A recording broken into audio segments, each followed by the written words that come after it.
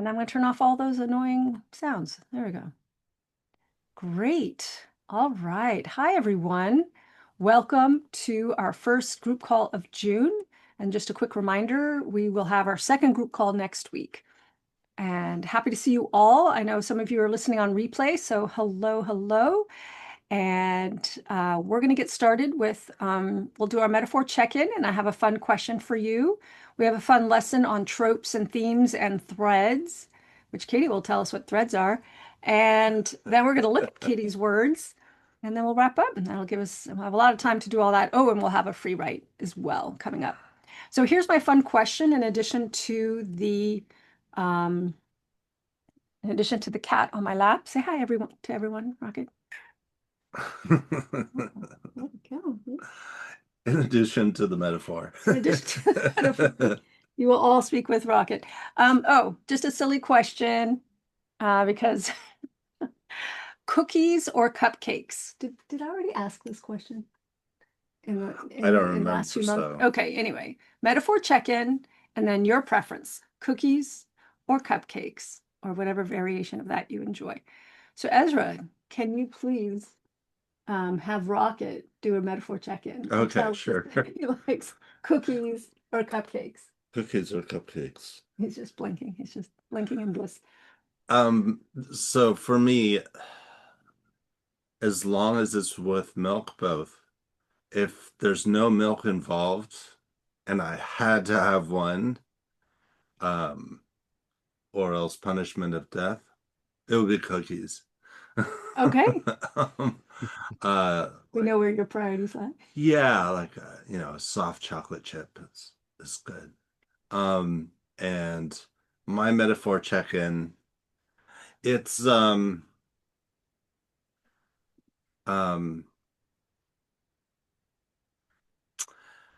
it's kind of like thinking, okay, I need to pack for the trip, and then the plane lands. So, whoa, how did that happen? Which is kind of realistic considering I haven't even thought about packing yet, and we're leaving soon. Leaving in what did you say, the 5th? We're leaving in 11 days, honey. 7 days. Okay. Yeah. Okay. So I'm still in denial about her leaving. But and I've been um I just feel like I haven't been doing my fiction, but today I finished um a episode. A 60 draft episode of a TV show. Yeah. Yeah. So So you've been writing. yeah. Yeah. Even though he says he has been writing, he's been writing. Yeah. Okay. Fun. Who would like to go next on their metaphor check-in? Dun, dun, dun, dun, dun, dun, dun, dun. Story. I will go, although I don't really know what my metaphor check-in is today. Um,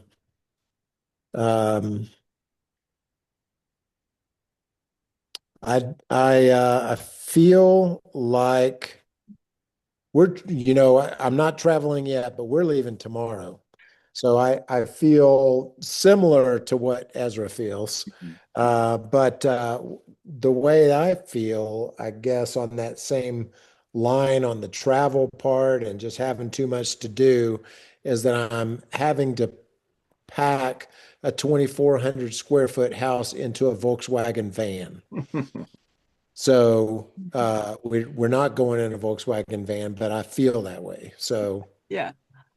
Yeah. um, Oh, and that's your dog. there's Lucy. That's Lucy behind me. I don't know. Okay. It's all blurred out, but Yeah. there she. Hi, Lucy. Aren't you cute? Is Lucy coming with you? Oh yes, yeah. Of course. They go everywhere we do. So, Mhm. but no, everything is good. So I don't know. My metaphor check-in today is uh, to put it in a word, swimmingly. Okay. Yeah. Good, good. I love it. And cookies or cupcakes? Definitely. In fact, I just got a quote that I'll share, but definitely cookie. Today, me will live in the moment, unless it's unpleasant, in which case, me will eat a cookie. Cookie Monster. We love Cookie Monster. Yeah. That's hilarious. Thank you for bringing Cookie Monster to the party. That's awesome. Yes. Great. Awesome. Thank you. Uh, hey, Nicole, I'm going to call on you. What's your metaphor check-in? And cookies or cupcakes? Okay. My metaphor check-in is creative milkshake. Creative milkshake. Oh, that Wow. is so fun. I love it. And do you have a preference of cookies or cupcakes? Um, Cookies. I Cookies. like both. But yeah, cookies. You all kinds of cookies? Any particular one in Oreos, chocolate chip, um, sugar, I Cougar? think sugar Sugar cookies. cookies. Yeah, lovely. Yep. Love the And assortment. yep, and the chocolate chip and Oreos. Yes, chocolate chip and Oreos. Absolutely. And do you like to remove one cookie side of two Oreos and then squish it together to be double stuffed? No, because we get the double stuff. What are you talking about? He's a pro. What are you talking about? Great. Thank you so much, Nicole. But I also like the peanut butter Oreo, so there you go. Peanut butter Ooh. Oreo. Fabulous. Yummy, yummy. And Katie, Nutter butter. Nutter Butter. Oh my God, I remember Nutter Butter. Yeah. Yum. Okay. Okay, we're going to town. Awesome. Yeah, we are.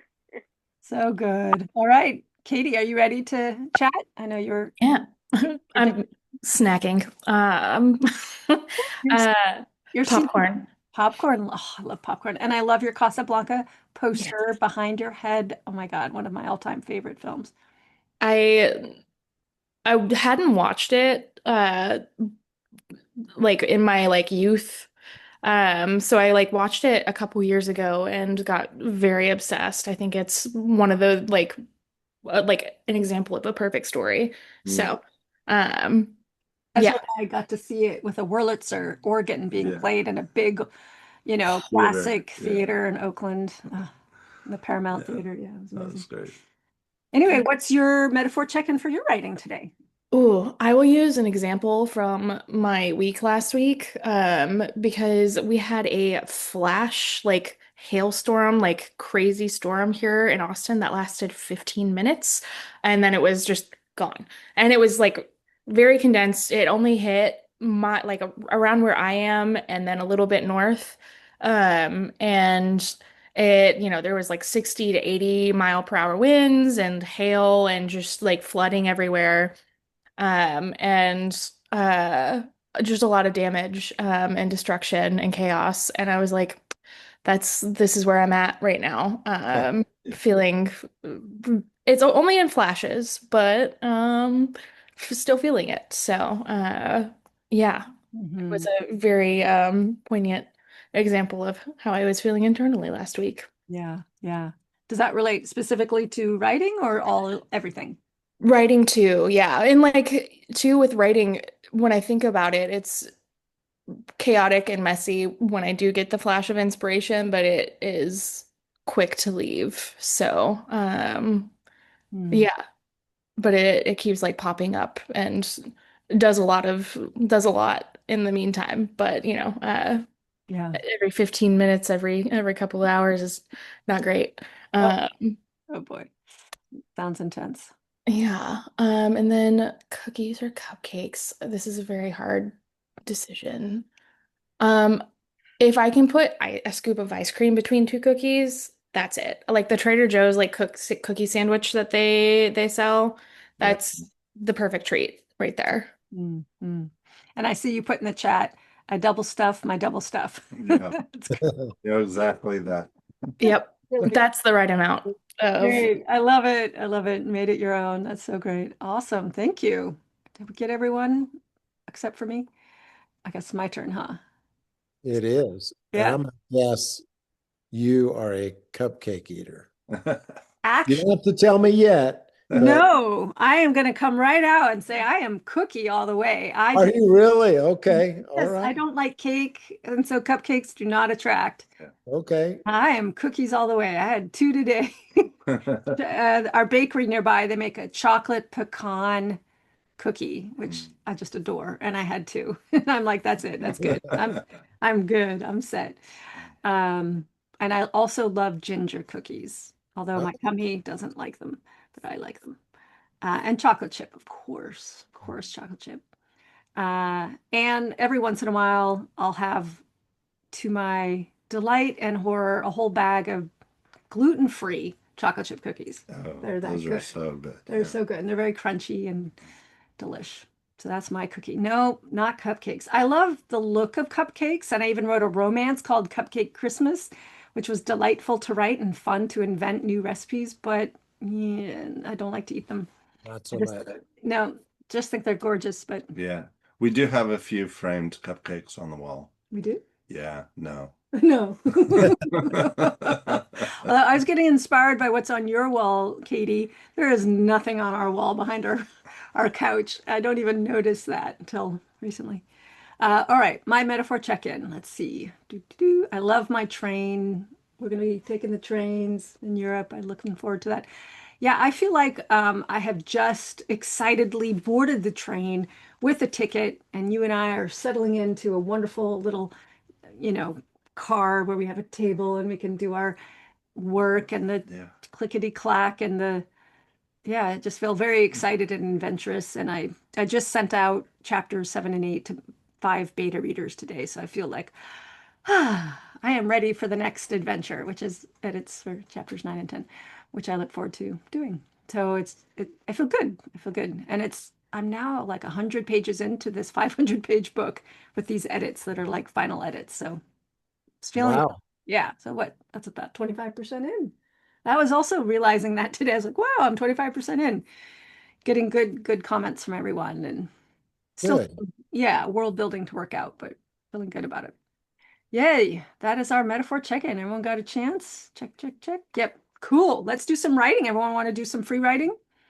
Sure. Yeah. Great. So get your stuff ready. And then for you, Nicole, it might be just working on what's next in your story. If what, so there's two parts to this free write. The first part is brainstorm. If you haven't already, I put this into the email as advanced prep if you want, but I also decided, hey, this would be a good way to start our free write. Brainstorm the theme of your book. And if you don't know, that's okay. Just come write a few things down of your current work in progress. So what could a theme be? It could be love. It could be love conquers all. It could be uh, I don't know. I'm thinking of something that I go to all the time. Where there's a will, there's a way. It could be humanity. It could be a theme about humanity. It could be a theme about um, Loneliness, oh, Ezra. betrayal, father-daughter relationship, Yeah, family relationship, if you want to generalize it. yeah. There's no one thing. There's no right thing. It's almost like how if you were to say, "Oh, my story is about blah blah blah," my story is about, like I would say, my story is about finding lost family. That's one of the themes in my story.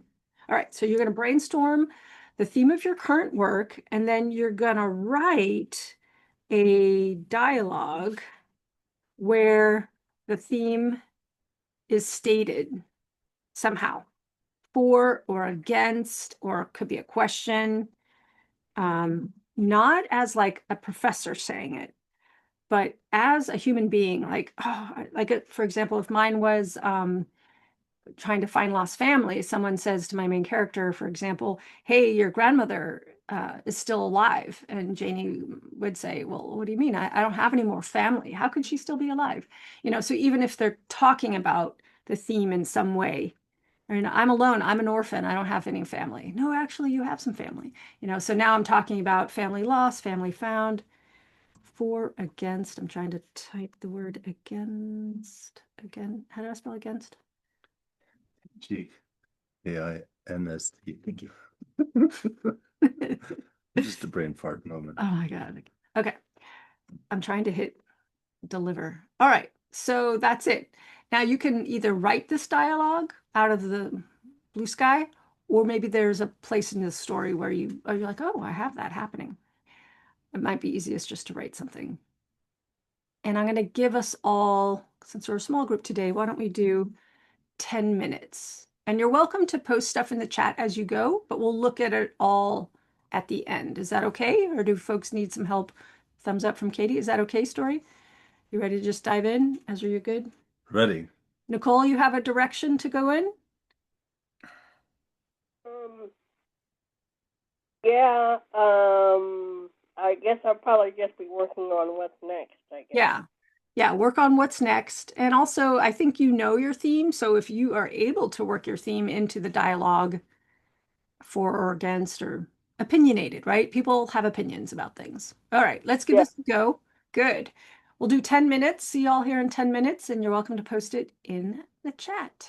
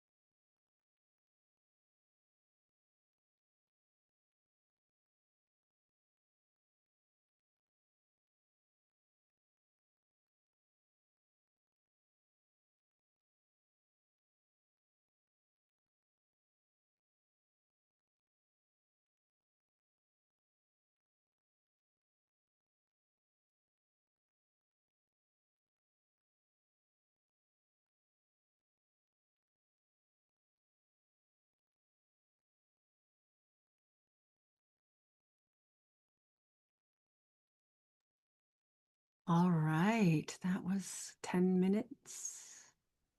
So I'm happy to you can keep going, or you could post your stuff. How come your stuff is so tiny? It's kind of my frame of mind right now. No. Ah, There's a bunch of cut and paste issues. okay, I'm still working. no problem. Oh yeah, I didn't say what my theme was. I wonder if it makes sense to just read it and ask. Yeah, we can discuss. Yeah. Yeah, you don't have to paste your theme if you don't want to. We can also surmise it.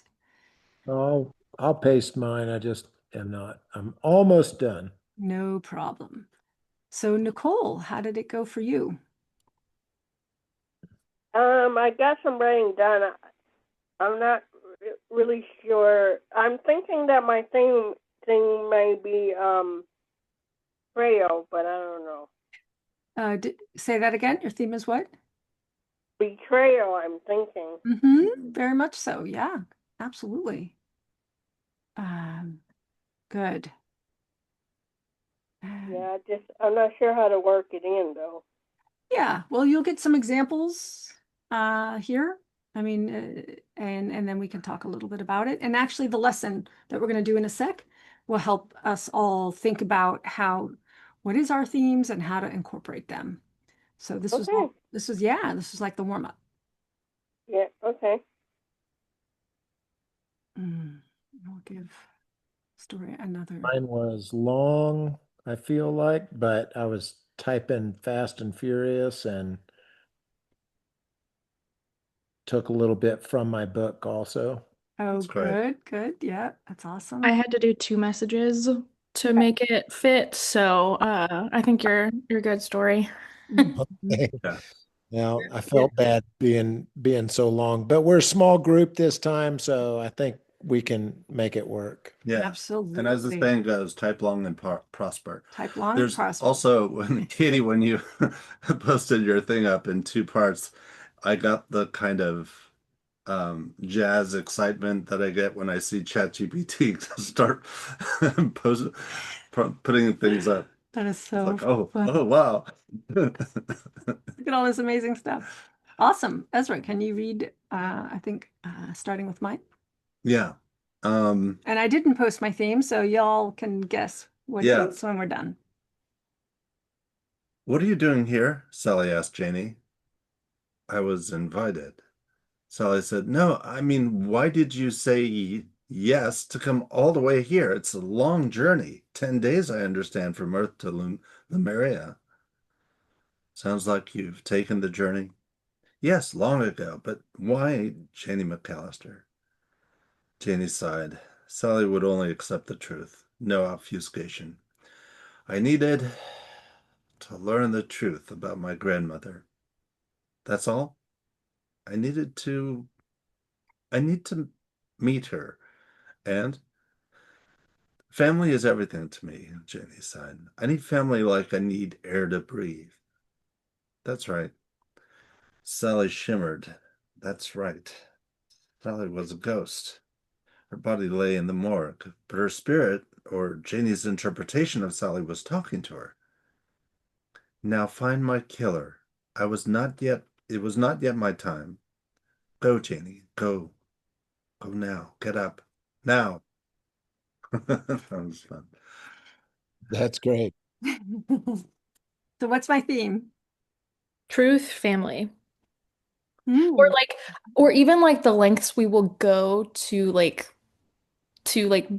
meet or like to know ourselves in a sense. That feels like another piece of it where it's like I need to know her and like the question of why comes up. And it's because family is a piece of ourselves. Right. Mhm. Yeah, I would Mm. agree with that. There's I was going to say confusion and family. Mm, There you go. Yeah.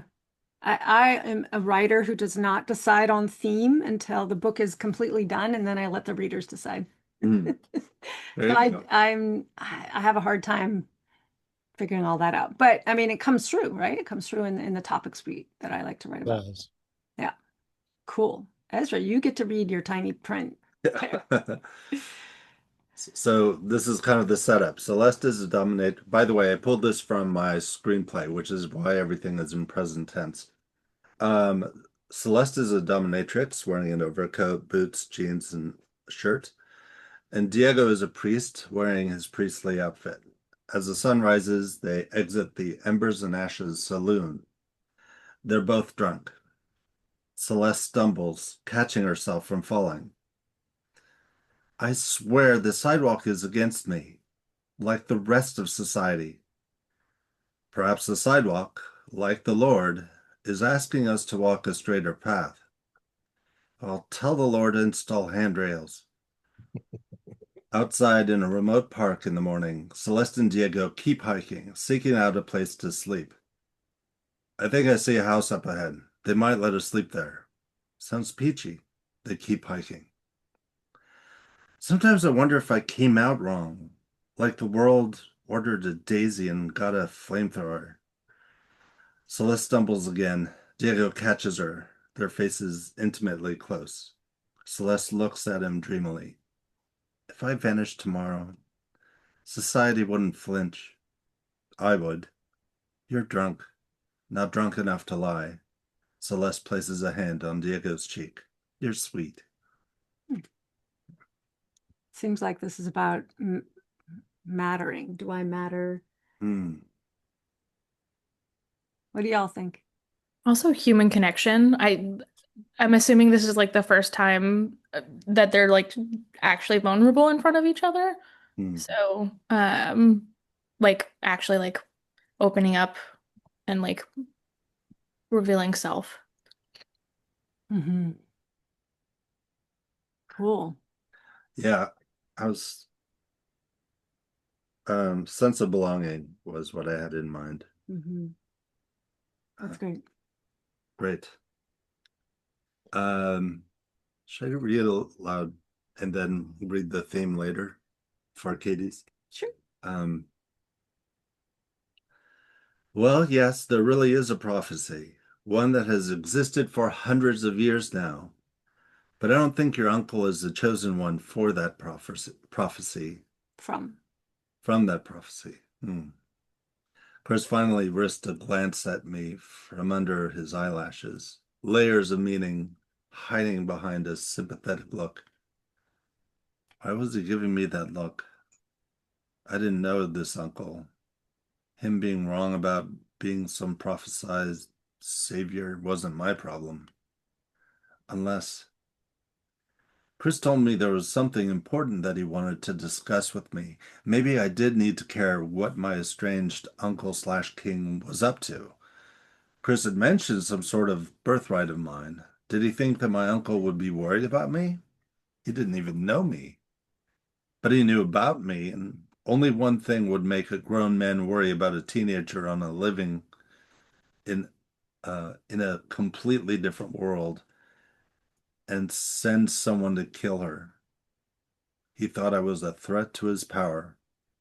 Why? I didn't even want to be here. It was his fault I was here in the first place. Unless it wasn't. Nicodemo wasn't connected to him. Nicodemo didn't lead me to my uncle. He just led me to Lascar. I started connecting the dots. I was going to come here one way. My uncle's fear just kick-started the journey because he feared me, or what I was predicted to become. Where was my choice in the matter? Why me? It couldn't be me. Wouldn't be me if I could help it. Don't say what I think you're about to say, I growled. It's not me. I'm not some chosen one. Mm. Great. Just before I look at what it is, I'm thinking like a kind of a call for a place like a call to someone's responsible place. I don't know. I'm thinking like with great powers, great responsibility, but I'm not, Spider-Man. but I'm still, let's see, self-determination and discovery. Um, Growth through hardship. and growth through hardships. So yes, I can certainly see that reflection on and discovery. Um, Yeah, I can see yeah. that too. That's great. Yeah, that was a really good writing there, Katie. I Thank you. I love hearing her internal machinations. I know you and I have been working on that. That really is so helpful to hear like this or know that or know this and have her work it all out. I think it's so insightful. And also her, no, it's not, no. This is crazy. Yeah, Yeah, she's 17. She's yeah, not supposed to be in charge of anything. yeah, that's great. And her age, her smarts and her age are showing. And that's a really great example of showing through internal thought. Yeah, good job. All right. Great. I'm going to force myself not to look at what the theme was. So I'm looking at dialogue between Sky and Muse. Must, I think. Must? Okay. Do you ever wonder if we're just here because someone else wasn't strong enough to be? I asked quietly. Must twisted his finger against his chin. What do you mean? My father, Jep, even Corin, they all ran out of time or reason or hope, and now I'm the one left holding their burden. I I didn't ask for this. No one ever does, Sky. Earth needed a daughter, Zephyrian needs a warrior, and this ship, it wants a queen. And what do you need? To stop pretending I get to choose. We're not defined by the role the world gives us. Us. That would be easy, predictable. We're defined by the role worlds demand from us, the ones too broken to ask and too proud to beg. And if you refuse, then another world dies, and I become the girl who let two galaxies burn. Then don't be her. And with that, she found a new religion. That's a running joke. Yeah. Okay. Yeah. This is reminiscent of to me of Katie is it's like uh, a place, a sense of place, or what the calling is, and having to fulfill that calling. Uh, um, what's that term? There's like the reluctance to the call or something. The Oh, yeah. There's the call to adventure and then the refusal of the call. refusal of the call. It's more of a stage of the story. I mean, I think it feels like this is about who gets to define who we are, Right. Okay. self-definition. So, yeah, similar to Katie's. Yeah. Mm. Yeah, I didn't really know how to define a theme, so I wrote a theme statement instead, which is Right. part of it. So, Right. Uh, It says we are not defined by the role the world gives us, but by the role worlds demand from us. So if you were to put it, so a theme can also be phrased as a question, which is who gets to decide who we are? Or, yeah, I mean, what you're parsing here is whether you're handed it or whether you're someone like, you know, demands you're it of you. yeah. Yeah, you're told whether it's offered or whether it's commanded. Mhm. And that also brings into other questions. Well, what if it were invited, or what if it were uh, like a buffet and you get to choose, right? Like that's in a theme, you can have characters with all kinds of perspectives. Someone else in the story could say, no, actually, I get to choose what I want to be. And then your main character would be confronted with that. Well, I don't have, and here you have it being discussed, which is awesome. Yeah. It almost feels like your main character, Sky, feels afraid, like of course afraid of letting the worlds burn, but like afraid of the responsibility a little bit. Where I'm obviously like it like to feel so small in comparison to like greater worlds and the burning of greater worlds. So um that's really cool. Also reminds me of my author branding statement, which I'm about to just drop in the chat. Oh, awesome. Ezra had to go because it sounded like a cat fight in our bedroom. Oh, really? That's Usually they, Yeah, is Rocket being pissy? Okay. Let's see. Katie's statement. No matter how the odds are stacked, you can always grow to beat them. Mhm. You all right? Yeah. Yeah, it's funny you mentioned that, Katie, because um, we were just talking about that the other day about my character and her role being defined as, it's sounds like she's afraid. She's not afraid, but it comes across that way Mhm. sometimes. But it's not funny, ha ha, but it's funny that you pick that Yeah. out of this. So and it's good. That's a good thing because it's kind of what I want. Um I want my character to come across as being vulnerable or afraid, but she's not. Mhm. Inside she's strong and powerful. Yeah. I'm assuming Sky is a woman, Yeah. yes? Yeah, it's Sarah.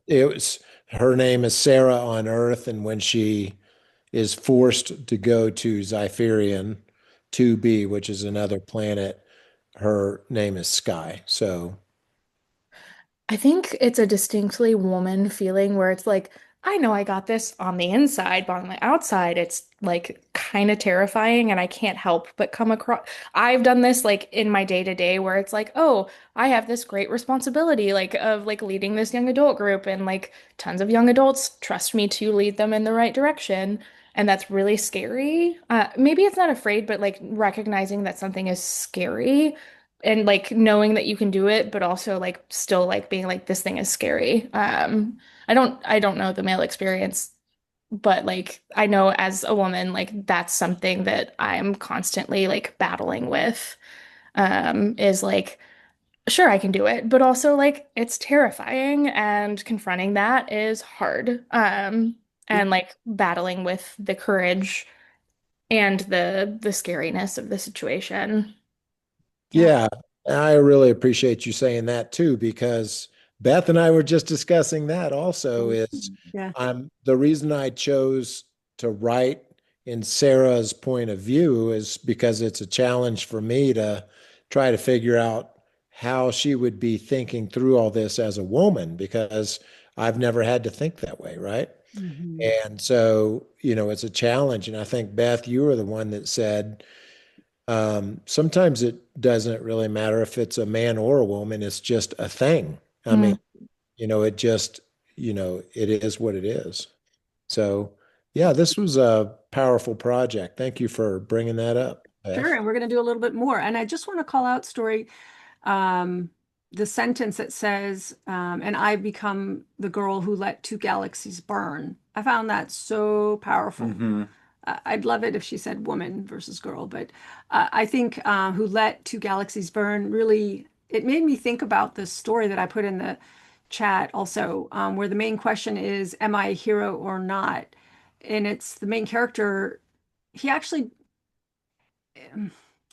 anyway, it's a huge four-book series called The Entire and the Rose by Kay Kenyon. And people want him to be a hero. Sometimes he is the hero, sometimes he isn't. And it's like, is it thrust on him or is he going to take it? There's a prophecy in there and all kinds of things. It's like it's a great exploration of being a hero and in this fabulous sci-fi backdrop. Anyway, I recommend the book. Right. I want to add in terms of the um oh, we'll go into Trope. what themes are. Well, yeah, let's do it. Let's do it. Let's do it right now. No, now's the time. Okay. All right. Ezra's I eating mean, because he read it's the. in my episode, the the whole theme of belonging, it varies from individual to individual. Yes. So it's like in what you saw is she feels she doesn't belong. And then in another situation, there's like a community that's a strong knit community that is forced to not belong uh, um, with the rest of the world, and Yeah. and so that at least they belong to each other. And then you have um, um, where someone who feels like they don't belong finds one other person just like her And so they're together. And then at the end of the episode, Celeste, though she doesn't find anyone that she jives with, Diego convinces her that's why everyone needs you, why I need you, is because you're so unique and special and important. Um, you know, And in anyway, that way, she so does belong. right, right. Yeah. Great. So that's a great example how every character in your story can have something to say, or every major character around the theme. So today, theme, tropes, and threads. And we're going to do theme. I have some examples, and we'll have a little exercise. We're going to do tropes, and I have some examples, and we'll do a little exercise. And Katie will tell us what she means by threads, and then a few tips for editing, and then our source material. And I'll just let you know up front, I used Perplexity to make this, and I actually asked it to write like me. So, and it pulled from my content, and it did a good job, I thought. So let's discuss what is theme and talk about some examples. And you all shared examples too, so that's awesome. So I would say, and the theme is the big idea or underlying message that runs throughout your story. And think of it as the heart of your novel. It's a question or concept you want the readers to ponder long after they finished the last page. Just like I was able to recall right away, oh, yeah, The Entire in the Rose. It was all about this guy being a hero or not being a hero, the whole question of being a hero and people's expectations on him, but other people thinking they were the hero and it often going very wrong. And so here are some examples of themes in which are often what if scenarios and often exploring the boundaries of humanity and often the clash between technology and nature. But none of these are a given. You can do all kinds of things. So the cost of progress, the nature of identity, the struggle of good and evil, which you see a lot in fantasy, the power of hope in the face of adversity. A lot of stories do that. And this is what I added. What does it mean to be human or alive? Because I think a lot, especially when you start dealing with like AI and robots and other creatures, maybe aliens, I suppose. Yeah. Is there any other themes? I mean, we talked about here today, we talked about belonging. We talked about self-determination, betrayal, Nicole, right? Not all your theme doesn't have to be like science fiction focused or fantasy focused, but there's some themes. Yeah, I think science fiction and fantasy allow us to look at things in new ways. That's what I think is awesome. Any questions about what theme is so far? All right. So here's our exercise, and we already did the exercise. What are the themes of your story? And if you have multiple themes, I would want you to pick what is the biggest theme that you notice. And I feel like everyone did a great job with this. Yeah, that was good. Yeah. And just if you don't worry if you're not someone who wants to pull out your theme and play with it throughout the edits, it is definitely one of those things that a reader is going to pick up on. You can't avoid it because it's in you. It's probably something you care very much about. All right, so, and here's some tips when editing, is what do I want my readers to feel or think about? And does every major scene connect back to the central idea? And I think we would want it to. It's like helping you determine if a major scene doesn't deal with the major theme, then how can you make it sure it does? And I think it's going to pretty much, but it is a good question to ask. And beta readers might even pick up on that, or critique partners or editors. All right, so let's move on to tropes because tropes are so fun. What's a trope? Familiar story elements, motifs, and conventions that readers recognize and expect. And we all, because of story being read to and reading from a very young age and watching TV and all that, we all know what these are without even knowing the word trope. So, but before I get into some examples, why is it useful? I think it's useful in every genre that we care to write, is because it can help us establish quickly our world or characters but of course they can become cliches if overused. So some common tropes that we see already in Katie's story and story, The Chosen One. So for your main character, we have wise mentor showing up in all kinds of stories, alien invasions, magical artifacts, which I love playing with, dystopian futures, which comes with a whole like subset of tropes, portal into another world, tech tools that make things better, make things worse, time travel. There's so many, like every subgenre also has their conventions. Romance has a lot of tropes that are specific to it. Mystery has a tons of tropes. Westerns have tons of tropes. Like, and tropes can even be like what people wear. You know, it could be specific dress, like, you know, how do you indicate how someone's a dominatrix, right?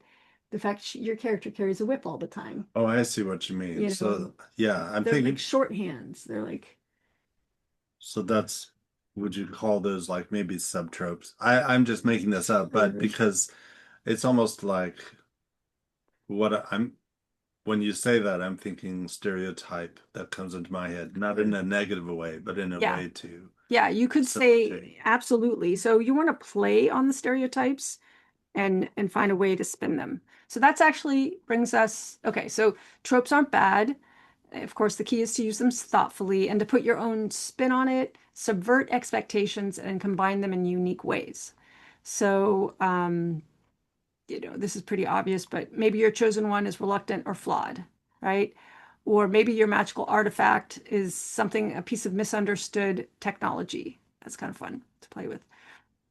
So let's do a little writing. I'd like you to list the tropes in your story and what is your unique spin on them. Um, so like your dominatrix is by day a dominatrix and by night or vice versa. By night she's a dominatrix, but by day she's hunting demons, right? Like that's a unique combo. Yeah. Yeah. Okay. Yeah, that's All pretty right. accurate. So any questions about these tropes and if you need help um, finding them, or shall I just dive you into like a 2-minute exercise where we just, Are play? you wanting us to find the tropes in what we just wrote as a section or in our book as a whole? In your book as a whole, in your book Okay. as a whole, because yeah, good. Yeah, so then it makes sense to maybe avoid the little subtropes, that what I'm calling subtropes. You can do whatever you Just want. I don't want to okay. put any kind of Restrictions. no restrictions on this exercise. Yeah. That the point is, see if you can identify those tropes that readers would go, oh, that means something. Like when I started thinking about this exercise, I started thinking about all my Yeah. mystery tropes, all the things I do to make sure my book remains a mystery, all the things I do to make sure we've got the sci-fi. I'm signaling, hey, this is science fiction. Uh, so this isn't theme related. This is more, it's funny, in romance, a trope would be like uh, second time, what is it called? Second chance romance. That's a trope. So the trope could be like a plot point, or the trope could also be the way a person is described. Gotcha. Cool. Yeah. Let's Well, do a the little. one restriction is that there are no restrictions. There you go. Ezra said it well. All right, I'm gonna give us 3 minutes for this. And see if you can answer both questions. What list the tropes and what is your unique spin on them? And if you can come up with that, that's awesome. Okay, so I'm going to stop share and well, I'll just turn on the timer for 3 minutes.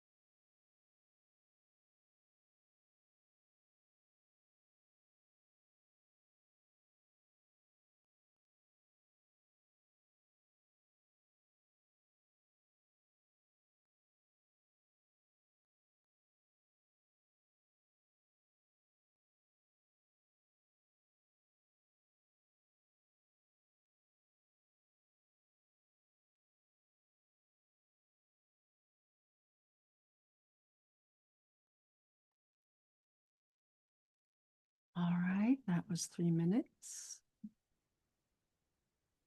And it's okay if you don't have a complete list. I could have kept going. So unique spin was a part of it, or that's later? I mean, no, we're not going to do that. I don't think we Oh. have the time for that today, but I- we I- can talk I did about it. it. Ezra did it. Good. Did. Good. That's good. I didn't get that far in my thinking. I think the combination can make things unique. All right, I have mine. Katie has hers. Ezra. Nicole, I forgot to check in with you about the tropes. Did you keep writing, or did you make a list of your tropes? I don't really. I sort of kind of kept writing. I don't know if I have a list of tropes because I'm creating a genre, so I don't know if it has a list. I don't know. Yeah, that's a good point. You have elements of thriller, though, and thriller has certain things that we expect, Right. like a chase, like villainy in people's, villainy is often displayed to the reader in thrillers Mm-hmm. up front versus like mysteries where it's often hidden. Well, especially in Right. mysteries.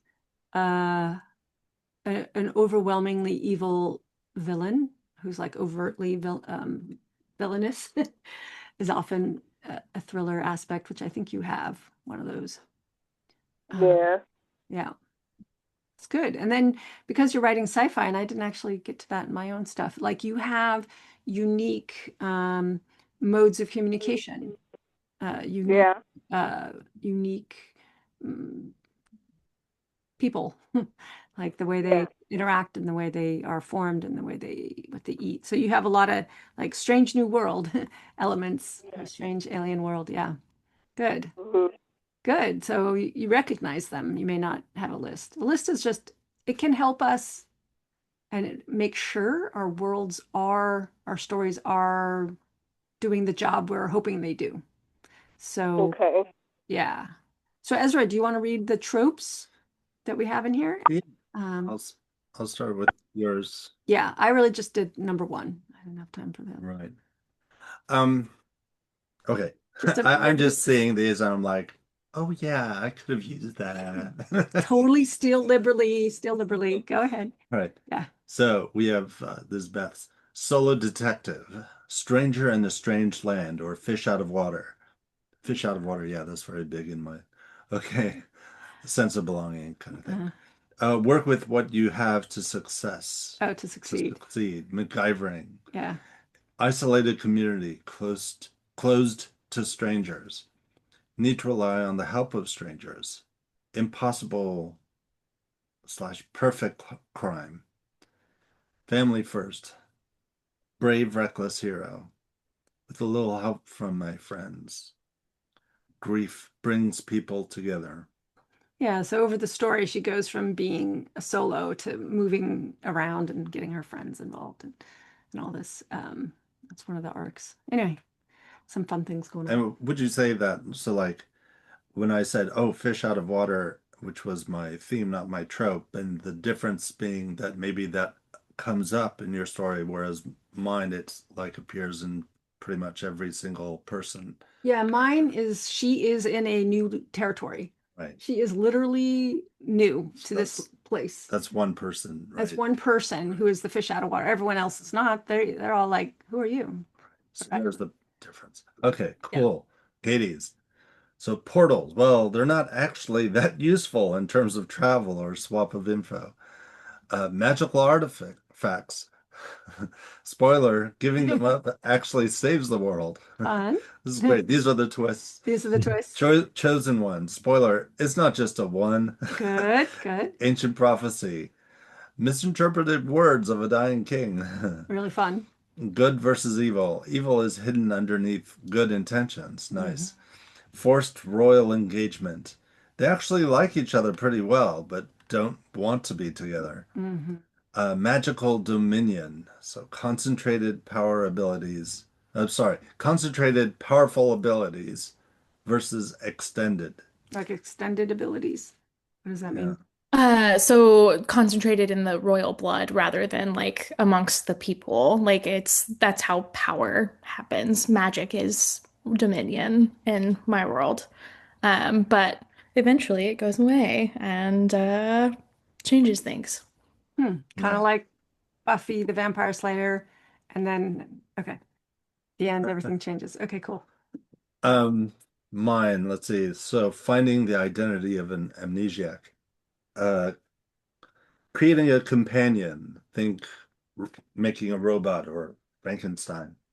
Um, Society becomes a danger to a minority. And the unique spin. So the amnesiac is a female golem made by a potter who wanted a companion. She finds her purpose in protecting the Jewish community from violence. All Yeah, right. fun. And then stories. Um, so yeah, good. This is also like the trope and then the spin, it looks like. Humanity as the key. Sky is unique because of her humanity, her spirit, emotions, or moral compass, not just her biology. The chosen one. Sky was unknowingly engineered or destined to hold the key to saving or destroying not just Earth, but Cypherian 2B. Her DNA carries something others are after. Nice. Strong female protagonist. Sky's a fighter. She's not waiting to be rescued. Her voice is gritty, smart, emotional, but never weak. She has agency. Oh, here's the unique spin. Instead of being the only one who can save the world, reveal that she was engineered to be a failsafe, but not the only one. Nice. Really good. Sky wasn't chosen because she was special. She became special because she refused to be who they made her to be. Hmm. Maybe there were others before her, maybe some failed, and she's the only one who rebelled against the rule altogether. Lovely. I Nice. love that. So there's a lot of complexity there and so much room for discussion. And it comes back to what you were writing about earlier about the theme. Yeah, That's and actually that one that page or two that I just sent you mhm. today, you'll understand that even more. Okay. Like I said in that me email, I feel like I finally found Sarah or Sky's voice. And Oh, that's so wonderful. you guys all probably have done that before where the aha moment in your story. But I haven't done that yet. So that was pretty exciting. And I hope you agree. Awesome. I look forward to reading it. I would say it happens with every book in a way that I never it's always unique. So um Katie, the threads, was there something there about that or we were just playing with alliteration? I think we There start. was a Go ahead. little bit, yeah. So there is this thing in communications called the red thread, that basically it's both story and trope, and theme all like combined together, where it's a telling of who you are rather than like what your story is or what your story is about. It's where like the author actually shines through and the things that obviously the things that matter always shine through your writing, but it's like in every book there's this red thread that kind of combines all of your writing together and like shows who you are, Mm. um in like a grand scheme of things, and like readers who want that specific, like ideal that you have, Mm. they can say, okay, like this person has this ideal about, the world, and I agree with that. So I know this story is a safe place to go because I'm going to see that in different lights. And that's kind of where, when you like do a communications plan, it's like, what's the red thread throughout this entire like 5 years worth of work that we're going to do? Like, what's the red thread that like is the company, is the story, is the thing that like matters, the vision, the mission that matters the most. Um, So it and sounds so, like the why of it is that it's a safe place for yeah, readers because the expectation or the foreknowledge, it's like, oh, I'm going to go into this person's territory and I know yeah. that it's going to be safe.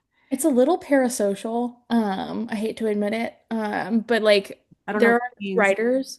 I there are writers out there where I'm like, I know there's pe storytellers out there who I every time I go to like either listen to the story that they're telling or read something that they've written, I'm like, I know this is a safe place for me to go where like I'm going to, it might be heartbreaking, it might be all of this, but I know it's being told from a perspective from somebody who cares. Mm, And so I'll put like Dimension 20 out. It's one of my favorite Dungeons and Dragons storytelling groups, and the DM for that group, Brennan Lee Mulligan, is possibly one of the greatest storytellers, and he does it all improv. And it's because he like puts himself into the story and like what really matters to him, which is humanity and goodness and like the like collection and like fun of people Mhm. always shines through. They've told horror stories, they've told, like really fun, like, oh, it's high school, but like in the 50s, like, fun stuff, but it's all safe and it's all good because he of who he is coming through. Um, Yeah, I mean, I can really see that in, for ex another example, I've read 8 novels, and I'm reading a ninth by this author named Emma Jamieson, who writes cozy mysteries. And I know that when I read her, I'm always going to get something that has goodness in the end. Versus like a lot of literary fiction, people read it because they don't know where it's taking them. It's complete surprise. It could shock them, it could anger them, it could do all kinds of things. But a lot of genre fiction, people go to it because it's has a certain something they know they're going to get every single time. Is that what you would say? And I don't know what does parasocial mean? where you feel more connected to a stranger than you should. So basically, because I've watched or like read so much about like Brennan Lee Mulligan, and I've just watched so much content with him. I've formed a connection to him that is like, it's not friendship. It's not like, one, like two ways, but like if I were to see him on the street, like I would weep in seeing him because he's told so many stories that I feel so deeply connected to, and I know they're from him and his heart. And that's kind of where yeah, it's not the most healthy thing in the world, but it happens. It's Yeah. human. exactly. I would say that's common about all of people we see in like in social media. I mean, if I were to see Nathan Fillion, the actor, I would think, Castle. Oh, Uh, So is there yeah, any advice on how to identify our red thread, or how to use it, or is this something that just evolves out of lots and lots of communication? I think there, like my author branding statement feels like knowing who you are and like knowing very deeply, like this is who I am at my core and like why I write, will inform this red thread.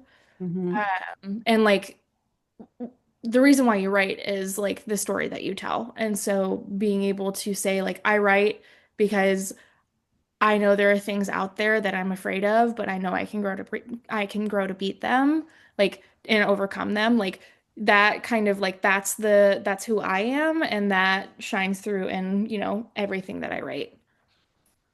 Yeah. And I would say, I mean, early on in my business, I remember going through a similar exercise, and I remember finding the word empowerment in everything I did. I'm like, oh, shows up as a teacher, shows up as a writer.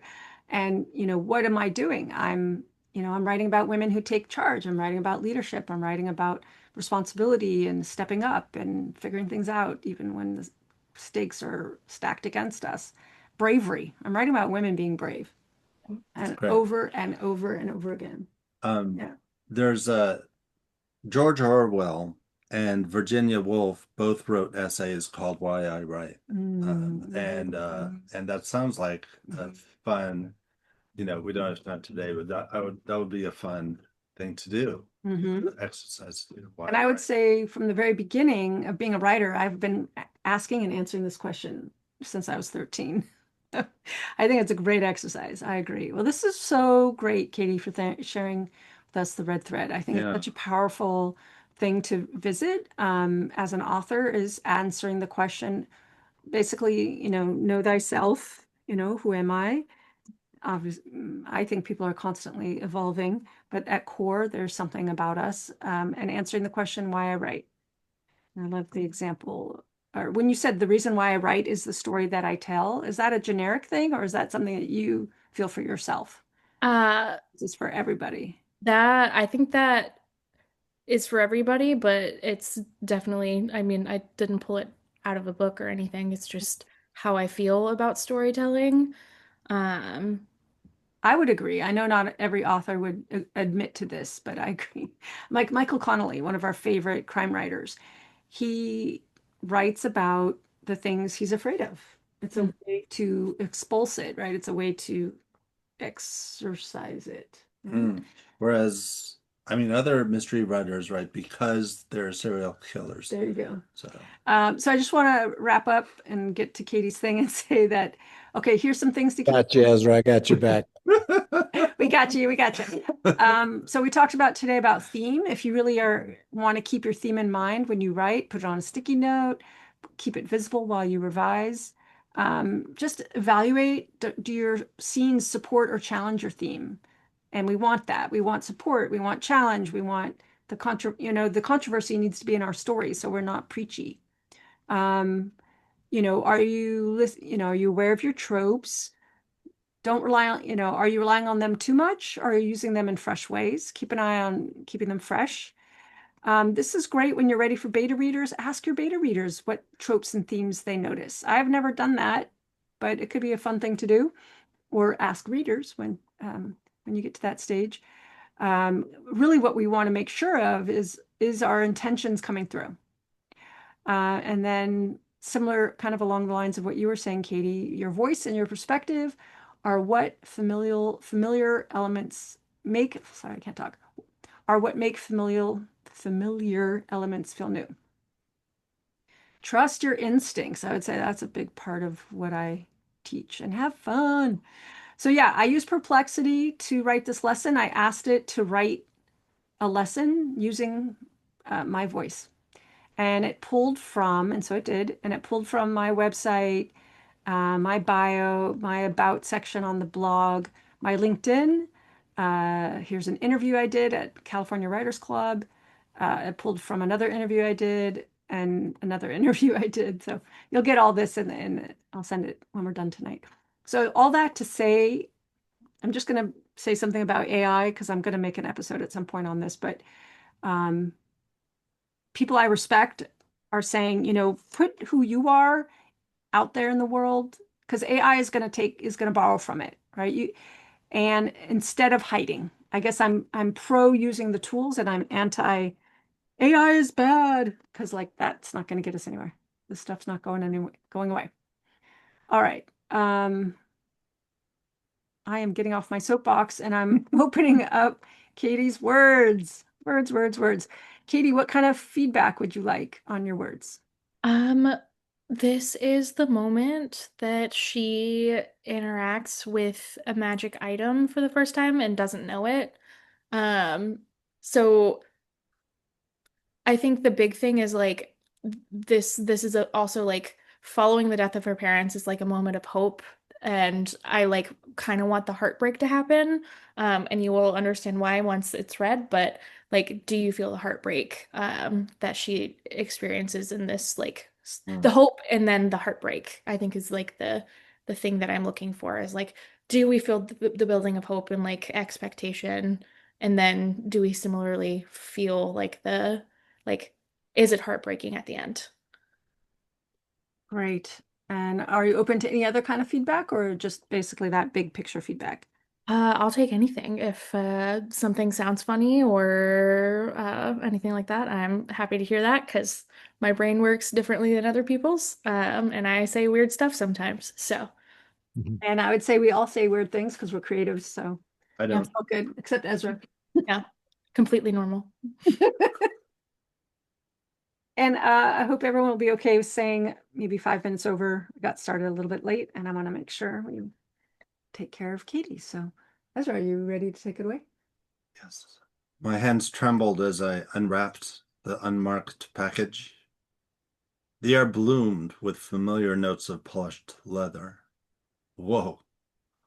Inside was a worn crimson book, the size of a thick hardback novel. Delicate gold-pressed vines crawled across the cover, and a matching belt held it shut. Deja vu struck. My chest tightened. I knew this notebook. But how?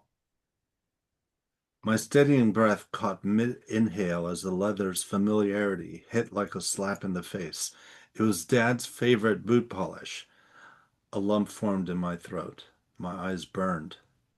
Was this a sign I'd begged for? Sam cleared her throat, pulling me back.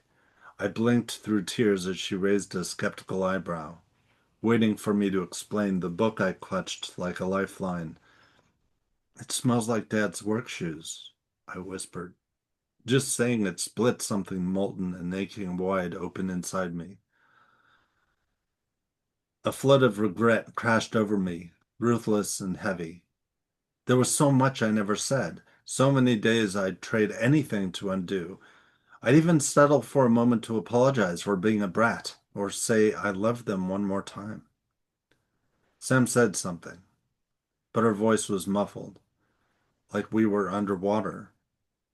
Or maybe I was the one slipping under, drowning in what I couldn't undo.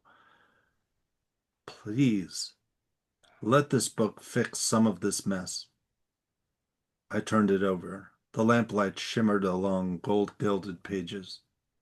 My fingers trembled as I unfastened the buckle, and the book fell open. The page was blank. Thank you. Yeah.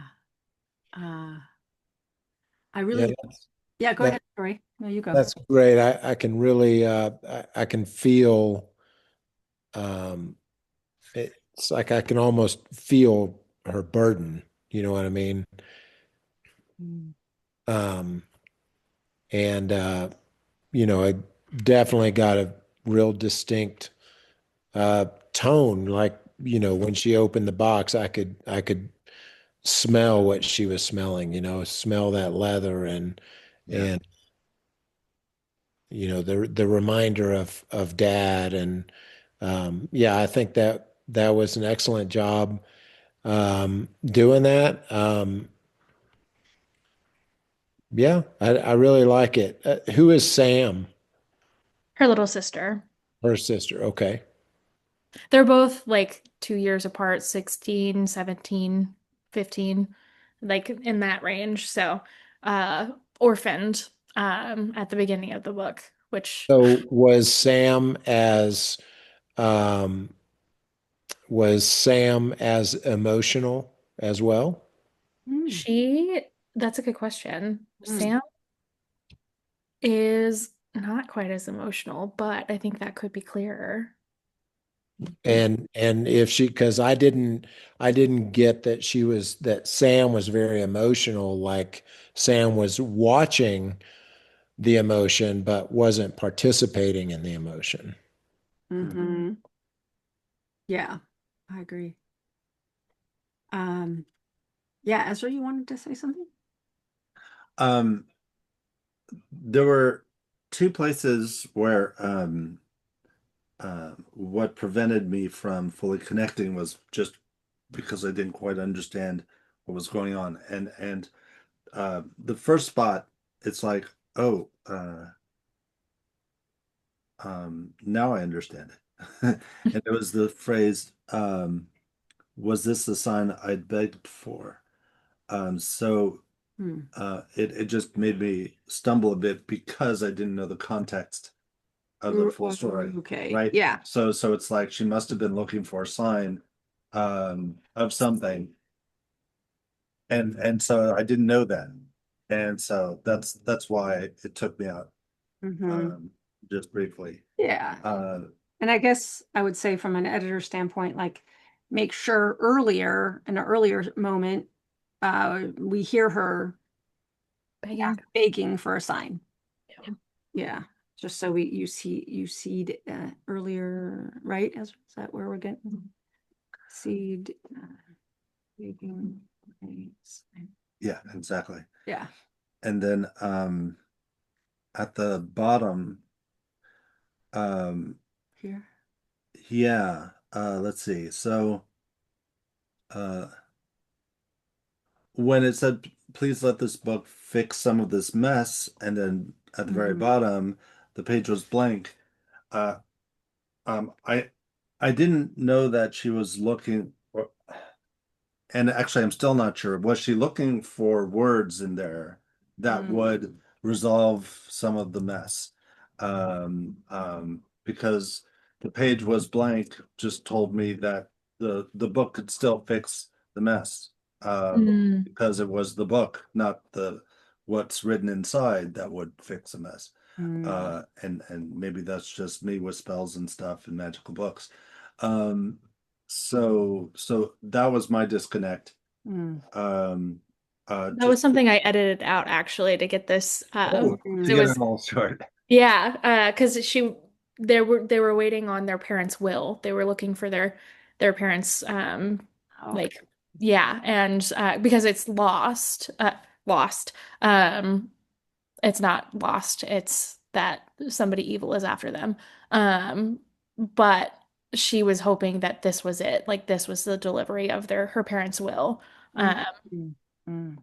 And see, it's funny because the way that I took that was similar but different. When she was wanting the book to fix the mess, and then she opened it and it was a blank page. The way that I took that was the book fixed the mess. mm, The blank the blank page was for her to write. I You see. know, for Awesome. her to for her to continue to look because sometimes we can't find the answer in someone else's words. Sometimes we have to find our own answer. So the book was the answer, and the blank page was her trying to discover. Mm. what the answer was. Yeah, You're how right she, on you're right on the nose, actually. The reason it's a magical notebook, the reason why it's blank is because there is no answer. there you go. Mm. Mhm. Yeah. Yeah. And I mean, Yeah, I would say just maybe, and it might be in before any of this came up, but just make sure that was clear. That is what I took from it. Mm. But you can see, like from Ezra's point of view and my point of view, you know, we read it a little bit differently, and um, but yeah, but that's how I took it. Was the book was the fix, the blank pages. yeah. She's take it. In terms of the hope and the heartbreak, I definitely I mean, I got that she was hopeful that the book would fix the mess, but I felt kind of a heartbreak at the end because I assumed the page wasn't delivering what she was hoping it would, or the book wasn't delivering it. But I also know that this might maybe isn't the end of the scene or the end of the moment. So I'm not really sure. But what I did get out of here was the sensory experience of that poignant, remembrance of someone who's gone. I thought that was beautiful with the boot polish and I have a similar. I even have my father's boot polish and brushes and things like that. Like how nostalgic or poignant that is. I thought, Pulled from my real life where my dad every Christmas and Easter will get out his boot polish and polish off his fancy boots and yeah, yeah, it's yeah, and I have fond memories from childhood of my father shining his shoes. The this sentence I found very packed, like almost too much is going on in here. And I think you might want to break into at least two sentences, if not more, just from a I had to like visualize a whole lot of things. yeah. I wonder if it's after mid inhale is just a period and then it's like the leather like just breaking it into two pieces. The Yeah. like Mm-hmm. yeah. Yeah. Um, yep, that's nice. But also this steadying breath is a moment we don't see until after. Like, right, you're saying there's a mid inhale. I would almost just say my breath caught mid-inhale. Like the Mm. fact that it's steadying, I didn't get a chance to see because you have this moment, my chest tightened. That kind of involuntary moment, that is actually a restriction of breathing, probably. And Mm. so I would like to see this mid, I mean, actually, to cut all, you could actually just cut this and it would still work because Yeah. you've already shown it here. My chest Yeah. tighten really does the work of this. And now let's go to the next beat. Yeah. Yeah. There we go. When in doubt, cut. Yeah. One of my favorite critique partners, Bill. Remember Bill? He would always say that. Um, Great. Nicole, checking in. Any feedback, comments? How did this land for you? Well, I couldn't connect. Yeah. I guess because Braille books don't have a scent, and so I have no idea what he's even talking about. That's totally fine. It's not every story connects with every person. Um, yeah. And maybe if it were a different scent, it might have been more evocative for you. Um, leather has a very strong smell. I kind of also stumbled over this. The air bloomed with familiar notes because Yeah. it's actually not the air. It's it's the package, right? Mm. I know you're being like ultra poetic maybe, but it Yeah. had to like do some ninja math in my head to um Maybe the air was infused. Mm. mm-hmm. Yep. And now you're going to passive voice, but you can play with it. It's okay. Mm. Putting passive voice in various moments is a nice kind of, it's like still water. It's just calms things for a second. Yeah, the air was infused with familiar notes of polished leather. There you go. It's kind of like the way a perfume might act. Right. Um, Maybe you say earlier, this is me wanting details, like, I don't know, is this package in a box? Is it wrapped in paper? Um, I was curious. So, um, you know, She steps on it earlier and it nearly takes her out. oh, Truly. She almost slips, falls, hits her head. oh no. Um, So so okay, so you've yeah, just she gets very in depth on like what the heck just nearly killed me. okay. Yeah. And I have to say, having, I've seen your writing evolve, Katie, and this is you're really doing a great job bringing us in to the moment, giving us these moments of poignancy, history, context. Yeah. Dad's work shoes. It smells like dad work shoes. I just love that so much. Um, and this feeling of being underwater, very strong, lamplight shimmered along gold gilded pages, like my fingers trembled. I feel like you're really there. You're really like, boom, we're right in the moment with you, with her, with your main character.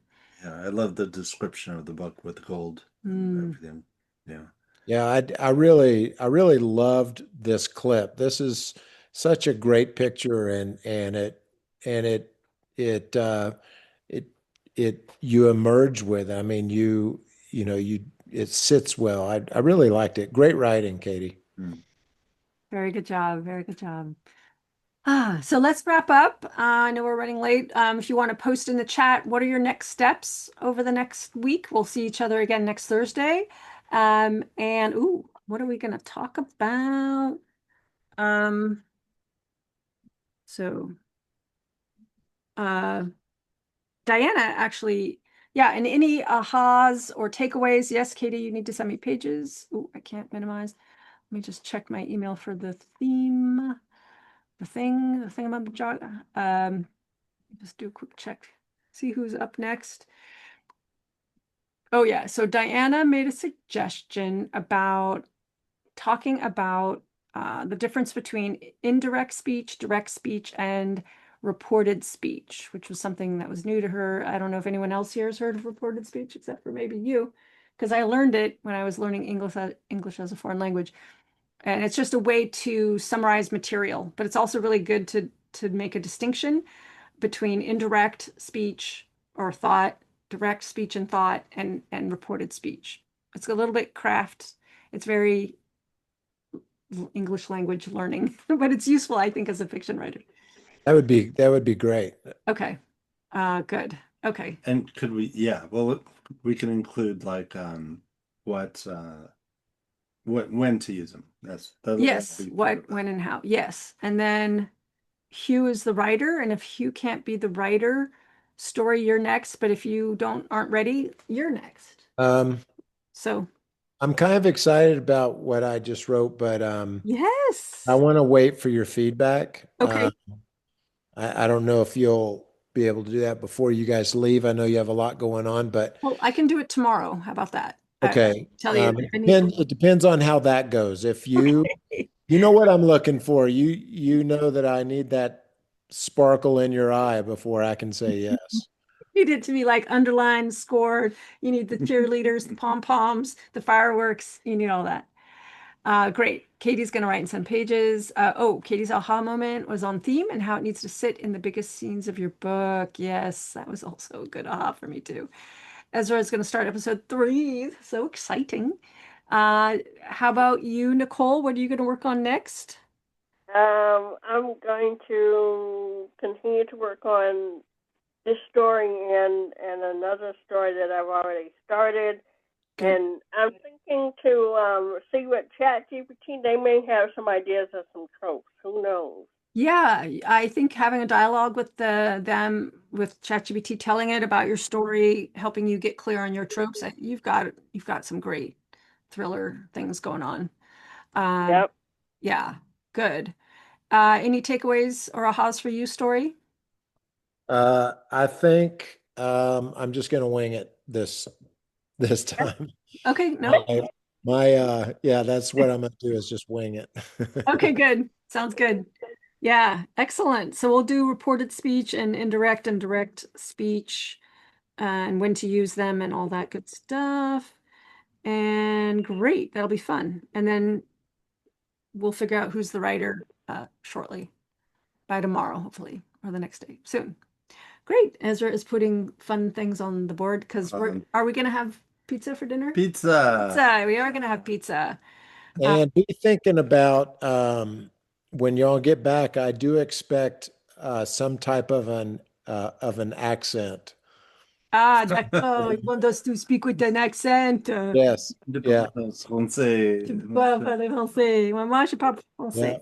I speak Yeah. French, so I might come home with a Dutch English accent. Yeah, We're going to be 9 days in Amsterdam, but we'll see you all next week, and then it will be a break. Then we'll be away.